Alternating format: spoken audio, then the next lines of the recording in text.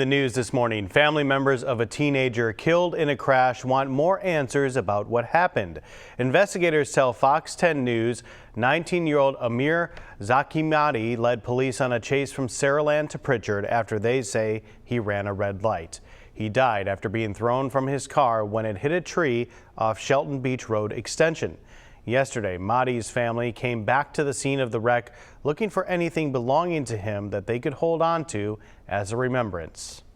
Amir was an outgoing person. He always kept a smile on his face. He was funny. He was an outgoing person. He was quiet, but he liked to have fun. He was a family person. He loved his kids. And now he gone. He has a 4-year-old daughter that would never see him. There was another person in the car with Mahdi who was injured. Fox 10 News is asking for more information about the victim, but investigators aren't releasing any more at this time. Family members say a vigil will be held for Mahdi tonight at 7 near the accident scene. Police are investigating another crash at a busy intersection of South Baldwin County. A motorcyclist killed after striking a car. Gulf Shores firefighters say the accident happened at Highway 59 and County Road 10. The name of the victim has not been released. For the second time this week, police investigating a shooting on Raven Drive. Police responding to a 911 hang-up after operators heard a dispute in the background. They were told the victim was shot during an argument with his girlfriend. He was taken to the hospital and is expected to be okay. Police say the victim wouldn't tell them who shot him. This comes after 2 people were shot on Raven Drive Tuesday. One victim in the shoulder, the other in the leg. Family and friends looking for a missing man in Pritchard who hasn't been seen in nearly 2 weeks. They're trying to find 36-year-old Carl Nix Jr., who vanished 11 days ago. They went door to door in a neighborhood off St. Stephen's Road where he was last seen. They were handing out flyers, asking anyone with information to give them a call. We want to find him, and if anyone know anything, please contact us and let us know. He's out here somewhere, no matter what the situation is, how it is, we just want him recovered. About 24 people showing up for the search. They went through vacant buildings and drainage ditches. Pritchard police also helping out. Investigators say Nix has some mental issues and is believed to be off his meds. The same group is planning to be back out searching at Golden Avenue today at 4 p.m. Pritchard police say they hope to get a K-9 unit to help in the search. 3 Mobile firefighters are out of a job because of controversial social media posts about Black Lives Matter protests. A spokesperson for the Mobile Firefighters Union says they are off the job and under investigation. One resigned before being fired. The other is appealing that firing with the Mobile Personnel Board.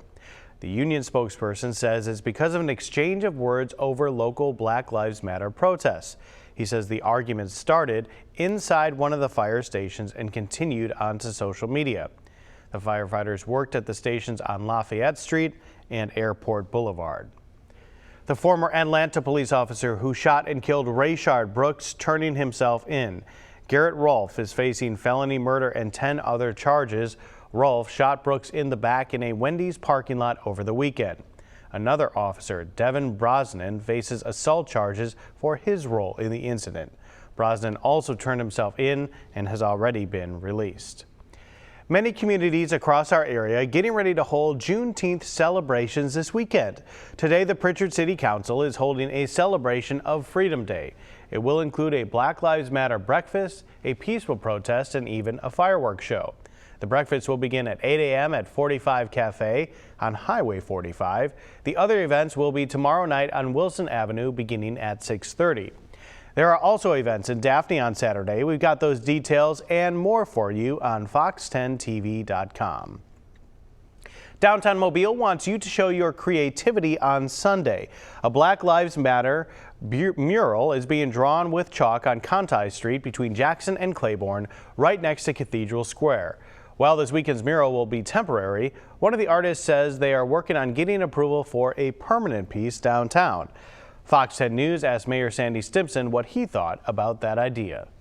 So I haven't had that discussion. That is the type of thing that you do need to weigh.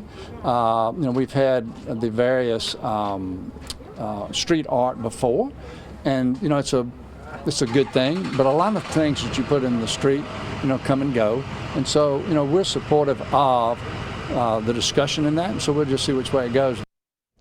The first stage of the Black Lives Matter mural project will coincide with Mobile's virtual Juneteenth celebration. That's Sunday afternoon at 1 p.m. We've posted the link to that live stream on our website, fox10tv.com.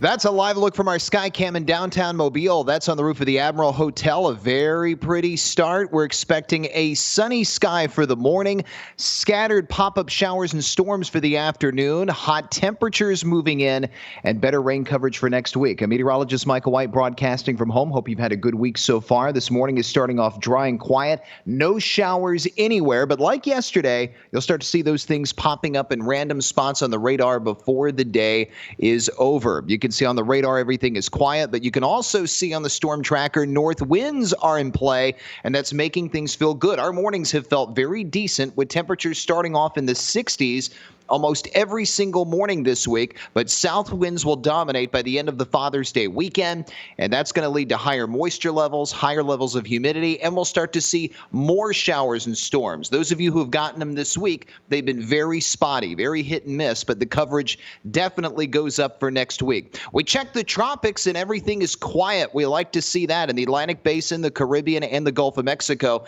Saharan dust coming off the African coast is helping to stop tropical development, which we need. I mean, we've already seen 3 named storms, and we're not even through June yet. The peak of the season is in August and September, so we still have a ways to go before we get into the most active part of the 2020 season. Here's where we stand right now with our temperatures. You got 69 in Grove Hill, Evergreen, and Wilmer. Mobile, you're up to 71, 72 for Pascagoula, 70 right now in Fairhope. Gulf Shores at 70, Pensacola mid-70s. Foley and Lillian, you're in the mid to upper 60s. And I want you to say hi to our Kobe Subaru dog walking forecast dog of the day. And we've got Ziggy, a little itty-bitty puppy who may be small but still loves to go on walks. And you can see the weather's going to be great for that this morning with temperatures getting into the mid-80s at 10. But we did mark yellow pause on the day planner because it's going to get hot and there will be that stray shower risk with highs climbing over 90 today. If you want your dog on the dog walking forecast, just send me a Facebook message with a photo of your dog or tweet it to me or email me, and then I'll try to get that on the air. Let's go through the future cast. And as we run the clock forward, you can see that a few showers and storms will appear with the heating of the day. These will be random in nature. And like the storms we've seen every afternoon this week, if you're caught underneath one, heavy rain and lightning will be possibly showing up in your location. And then once the sun sets and the air stabilizes, we say goodbye to those showers, and your Father's Day weekend will be more of the same. Here's how the next 7 days stack up. A high today over 90. Morning temperature tomorrow will be in the upper 60s, but notice the trend with the morning temperatures. They go up every single day through Tuesday. And with higher morning temperatures, that means the air is more humid and muggier, and rain and storms are going to become much more numerous starting next week. 30 to 60% rain coverage beginning on Monday. But overall for Father's Day weekend, it looks good. Mostly dry, just toasty afternoons. Matt Barentine, he will update the forecast coming up this afternoon on Fox 10 News beginning at 4 o'clock.